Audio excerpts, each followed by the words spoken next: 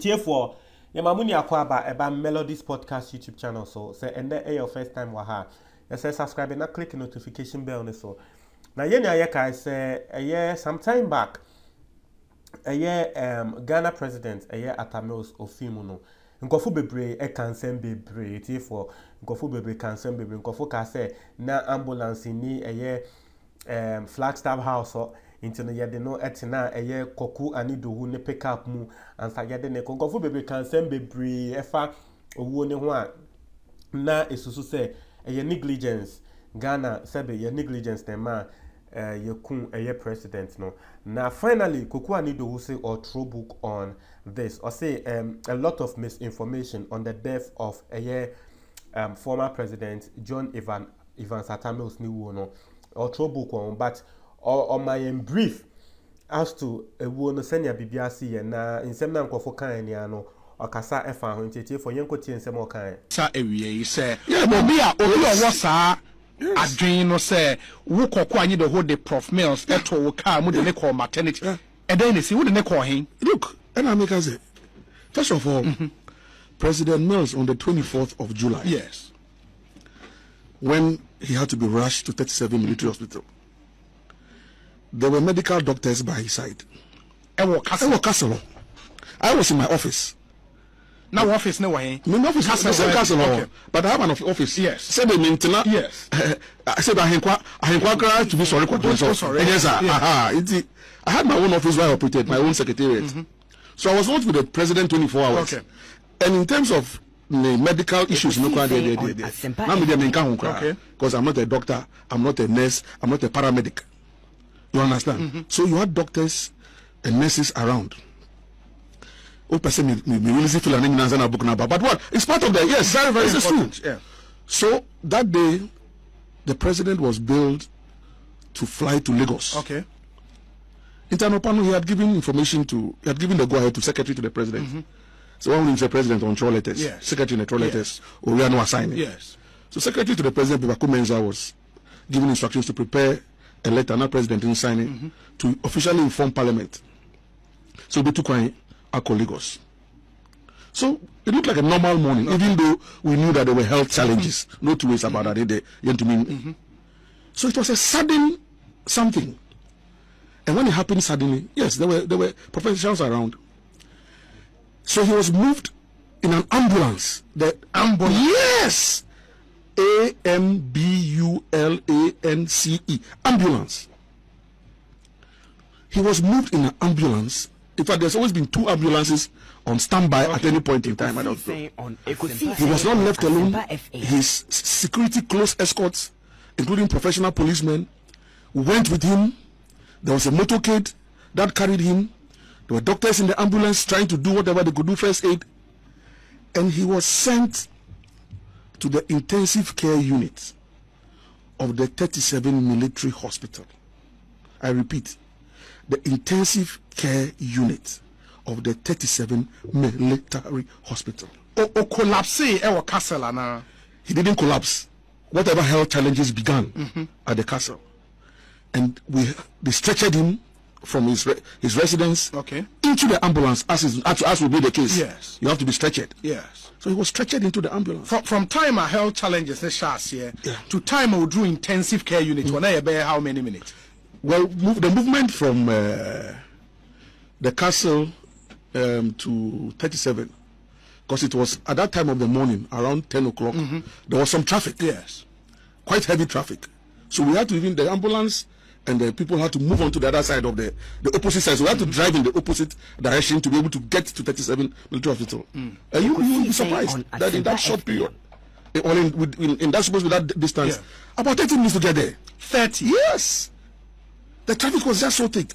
And it's so ironical because President Mills himself, as a president, anytime we had to move out, say about free castle, a co-official assignment, his first instruction will be, you people should make sure that we use the road that has the least traffic. I don't want to inconvenience people. Yet that day when he was being sent, he was on that final journey, there had to be some inconveniencing because then we had to rush there was no option. So the president was sent to the ICU.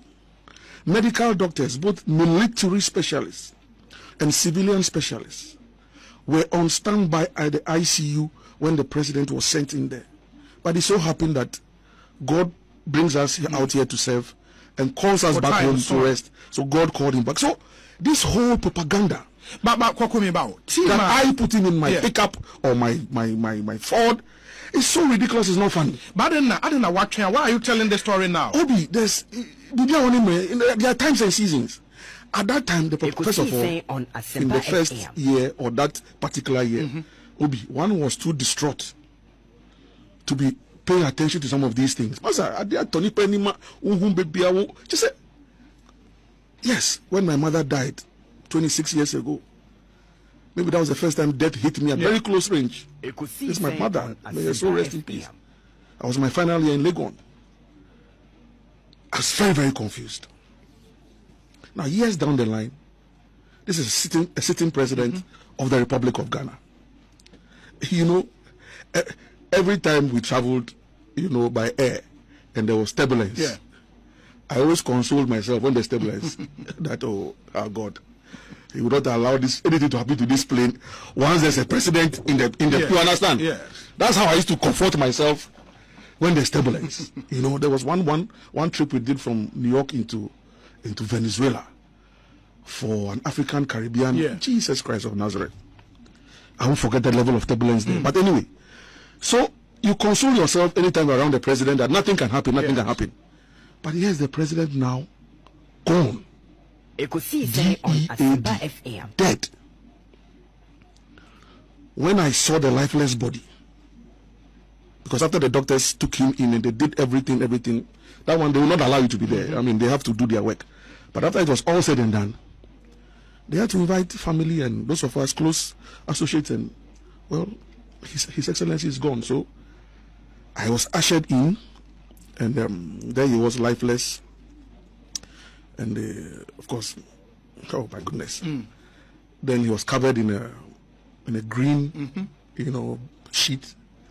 So they had to pull it off a bit for me to see that, you know. And I remember what the doctor said, "Korku, that's your father. I mean, he's gone. What can you do?" And so around that time, Obi, are you going to spend your time now responding to this kind of propaganda? You don't even listen to you. But at least after first year, yes. But subsequent years, nah. Well, even that one, if I had said it, it is Korku Anyidoho who has said it. But if there's, I mean, for those of us in academia, but if there's a document, a published document, like a biography, which becomes a source document that students can make reference to, they can use in exams, because that's a source document, then there'll be more authenticity. People will now believe it more.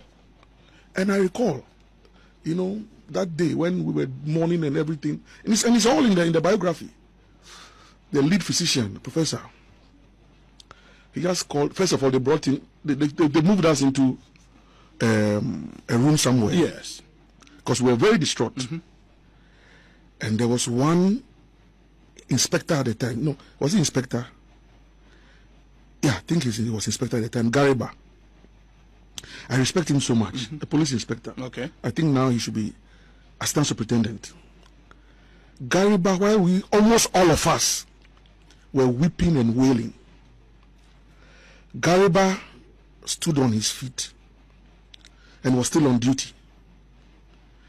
After the whole thing settled and I asked Gariba why he did that, he said for as long as the body had not been moved to the morgue, he believed that he was still on duty guarding the commander-in-chief of the Ghana Armed Forces. So Gariba did not shake, he did not move, he just stood there, still on duty, until the lifeless body was moved to the morgue, before Gariba believed that he was no more on duty.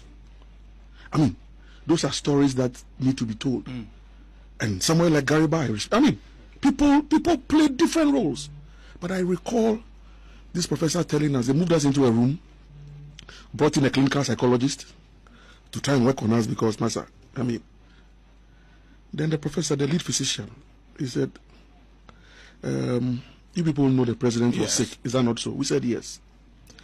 So we've done everything possible, but as you know, he's no more. and said something I'll never forget. That, to quote him, allow him to go and rest.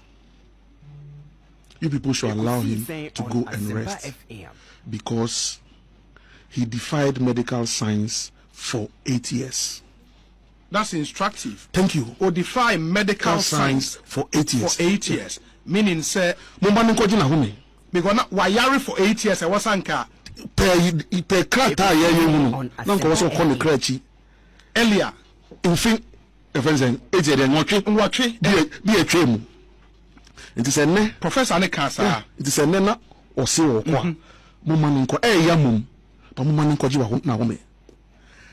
And when he said that, then I recall the number of times during the campaign, and even as president, President Mills kept saying, Korku, especially during the campaign, Korku, have to win for the NDC before I die. I have to win for the NDC before I die. I'm not a failure. I've never been a failure. People are calling me a failure because I lost 2000 and 2004. Korku, I'm not a failure. Then he'll go back to his academic records. Not that he was boasting, but it's something of public knowledge. I mean, PhD, I mean, name it. 27 years, yes. PhD and all of that. You know? And so it was a willpower. That is how passionate some of us are about the NDC. If you are so close to a candidate who defied medical science just to win an election for a political party, it hurts when you see power slipping away. And when you say it, now you are called names. You are branded because you are speaking the truth. Because we know, we saw, we witnessed it. Look, we did things. Some of it we cannot even say. Yeah, some of it you cannot say because yes, but we did things. So if in an election year or in a build up to an election year, then as Deputy General Secretary of the party, things are falling apart and you scream and you say, stop it! Now you do attempt. Yeah, they call you names and they brand you. Well, here we are in opposition. And we are struggling to climb the ropes again.